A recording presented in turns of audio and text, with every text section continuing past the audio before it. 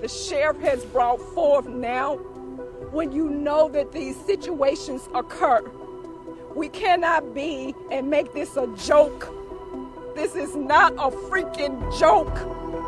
This is real, and this is the result when someone snaps. So I'm gonna ask the community, along with prayer, with every mental health consultant. 8 children. The youngest was 3 years old, and the man who took their lives was the same man who was supposed to protect them.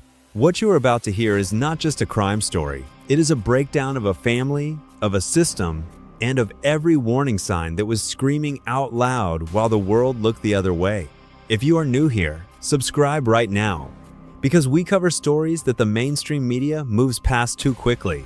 Hit that like button and drop a comment telling me where you are watching from tonight, because this case out of Shreveport, Louisiana has shaken communities across the entire country, and I want to know if it reached you.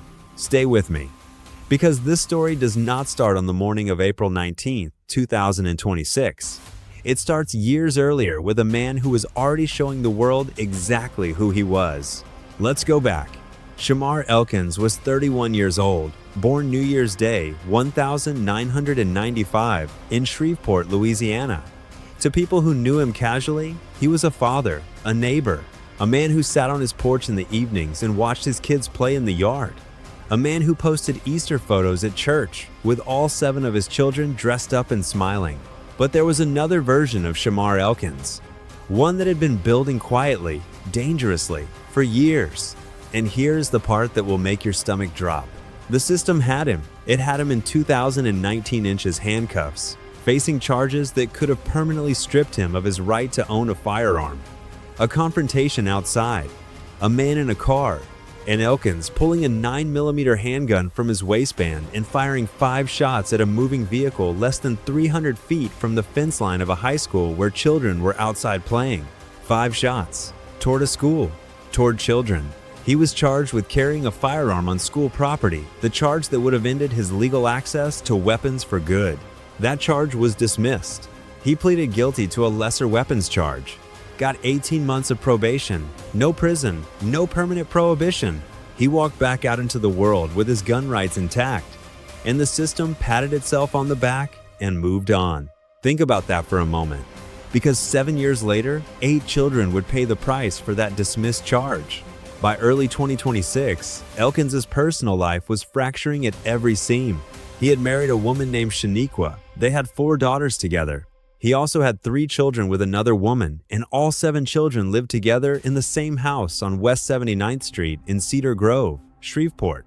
That domestic arrangement, complicated as it sounds on paper, was by all accounts becoming explosive behind closed doors.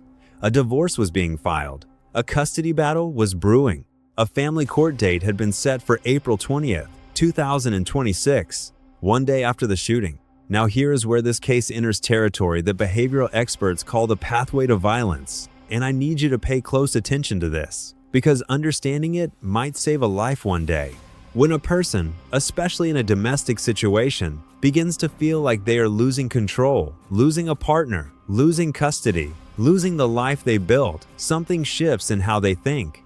The people around them stop being people they love. They become things the person feels entitled to possess. And the logic, as dark and twisted as it is, becomes this: if I cannot have them, no one will. That is not a snap decision. That is a slow, deliberate collapse of empathy over weeks, sometimes months. And Shamar Elkins was broadcasting that collapse publicly on Facebook for anyone paying attention. 6 weeks before April 19th, Elkins responded to a social media post asking fathers whether they would choose a different woman to have children with if they could go back in time. His response was public, unfiltered. He said yes. Without hesitation, he was telling the world he wished he had never built this family. That is not venting. That is a man who has already mentally separated himself from the people he is about to destroy. On April 9th, 10 days before the shooting, he posted a prayer on Facebook asking God to protect his mind from depression, anger, anxiety, and panic. Not a motivational quote, not a general share. A personal, specific, desperate prayer from a man who knew what was happening inside his own head and was terrified of it. He was not hiding. He was asking for help in the only way he knew how, in public, on social media, hoping someone would see it. Nobody intervened. And then came Easter Sunday. He posted a beautiful photo, all 7 children, church clothes, big smiles. He captioned it talking about what a blessed day it had been the first time he had taken all his kids to church together. That same evening, he called his mother and stepfather. And on that call, he was a completely different man from the one in the photo. He told them he was drowning, that his wife wanted a divorce, that dark thoughts were consuming him, that he was suicidal. His stepfather told him he could beat it, that no matter what he was going through, he had the strength to come through the other side. Elkins's response was chilling. He said some people don't come back from their demons. No crisis hold was called, no welfare check, no mental health intervention. The family was scared and heartbroken and did not know what to do. And 2 weeks passed in silence. 2 days before the shooting, he took his oldest daughter out for a one-on-one dinner, posted the photo, a normal father-daughter moment. Looking back at it now, it reads like a goodbye he was not ready to admit was a goodbye. The Saturday evening before April 19th, a neighbor named Fred Montgomery looked across the street and saw Elkins sitting on his porch. The kids were in the yard, running around, the way kids do on warm Louisiana evenings. Montgomery waved. Elkins waved back. 18 hours later, the entire block was sealed with crime scene tape. April 19th, 2026. Before dawn, Elkins left with 2 weapons, a rifle-style pistol and a small-caliber handgun. He had a plan. He had a sequence, and he moved through Cedar Grove methodically before most of the city had opened its eyes. His first stop was Harrison Street, where his wife Shaniqua was. He shot her multiple times. She was struck in the face. She survived barely. She was rushed into emergency surgery. He did not wait to see whether she lived. He was already moving. A quarter-mile away, the house on West 79th Street, all 7 of his children were inside. So was the second woman, the mother of 3 of the children and a 13-year-old boy. He entered the house and opened fire. What happened inside that house was so brutal that law enforcement officials, people who have seen violent crime scenes throughout their careers, described it as incredibly gruesome. The children were shot execution style. His own children? Some of them ran. Bullet holes were later found in the back door, evidence of children who tried to escape and couldn't. The second woman managed to get out through a window. She took 2 children with her onto the roof. She jumped down, holding one of them. That child, the 13-year-old boy, survived the fall with broken bones. It was him, sitting on that roof, who called 911 and told the dispatcher what had happened inside.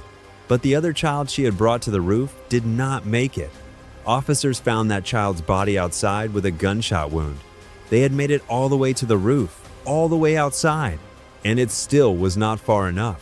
When police arrived and entered the house, they found 7 more children dead. The Caddo Parish Coroner's Office released all 8 names. Jayla Elkins, 3 years old. Shayla Elkins, 5 years old. Brillin Snow, 5 years old. Kayla Pugh, 6 years old. Kadarian Snow, 6 years old. Layla Pugh, 7 years old. Marquand Pugh, 10 years old. Saria Snow, 11 years old.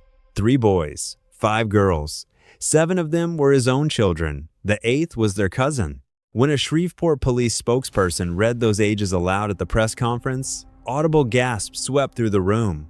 Hardened investigators, city officials, people who deal in tragedy professionally gasping. Shreveport City Councilman Grayson Boucher put the scale of it into stark, horrifying terms. In one morning, one man more than doubled the city's entire homicide count for the year. In a single act, in a single house, before sunrise. Elkins fled the scene after the shootings. A neighbor's security camera captured him moving on foot toward a nearby tire shop. He carjacked a vehicle at gunpoint and drove hard away from Cedar Grove. Shreveport police pursued him across the Red River into Bossier Parish, where the chase ended on Brumpton Lane. A Ring doorbell camera recorded the sound of gunfire in the street. Officers discharged their weapons. Shamar Elkins was pronounced dead at the scene. 31 years old, 4 crime scenes, 10 people shot, 8 of them children, all dead. Now I want to talk about something the true crime community needs to sit with. because this case is bigger than the headlines. This was not a random act of violence. This was not a man who snapped without warning. This was weeks, possibly months, of a man walking a documented, well-studied behavioral pathway that experts in familicide cases recognize almost every single time. Perceived loss of control, grievance fixation, possessive thinking toward the people he felt entitled to keep, a court deadline that in his mind represented the final loss of everything, and a social media trail that was essentially a public diary of his deterioration. His mother knew, his stepfather knew, his neighbor saw him the night before. His own Facebook post told the story in real time. The criminal justice system had a clear shot at him in 2019 and let him walk with probation. The mental health system never got a call. The firearm he used was never removed from his possession. Every failure stacked on top of the last, until the morning of April 19th. By Monday, the house on West 79th Street was buried under flowers, balloons, and stuffed animals. People who had never met these children drove across the city just to leave something at the fence. Vigils lit up Cedar Grove that night. A community stood in the street and wept together.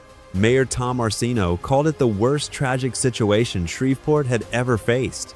Police Chief Wayne Smith stood in front of cameras and said he simply did not have words. And somewhere in the middle of all that grief, someone set fire to the home of Elkins' mother. Community mourning had turned to rage. That investigation is ongoing. This case is now confirmed as the deadliest mass shooting in the United States since January of 2024. With at least 114 mass shootings already recorded across the country, in just the first 4 months of 2026, the Shreveport massacre stands as the worst of a devastating year. And at the center of it, not statistics, not policy debates, not talking points, 8 children going to sleep on a Saturday night while their father sat on the porch, playing in the yard while the neighbor across the street waved. Normal, ordinary, a regular evening in Cedar Grove. Jayla was 3 years old. Saria was 11. In between those ages lived 6 other children who deserve decades more of ordinary evenings. If this story has shaken you, and it should, I want to ask you something directly before you scroll away. If someone in your life is posting prayers about losing control of their emotions, making public statements wishing their family did not exist, calling loved ones in tears, talking about not coming back from their demons, that is not venting. That is a person standing at the edge and asking someone to pull them back. The National Domestic Violence Hotline operates 24 hours a day at 1-800-799-7233. You can also text START to 88788. Please save that number. Now I want to hear from you, and I mean this genuinely. At what point do you think this tragedy could have been stopped? Was it 2019 inches that courtroom? Was it the Easter Sunday phone call? Was it the Facebook posts? Drop your answer in the comments, because this conversation matters far beyond this video. If this story moved you even slightly, share it. Do not let 8 names become background noise in a news cycle that moves too fast. These children, Jayla, Shayla, Brillin, Kayla, Kadarian, Layla, Marquan, and Saria, deserve to be remembered by name. Subscribe if you are not already here. We are tracking updates on this case, including developments from the family court records, the officer-involved shooting investigation in Caddo Parish, and the arson investigation at the Elkins family home. We will not let this story disappear, and neither should you.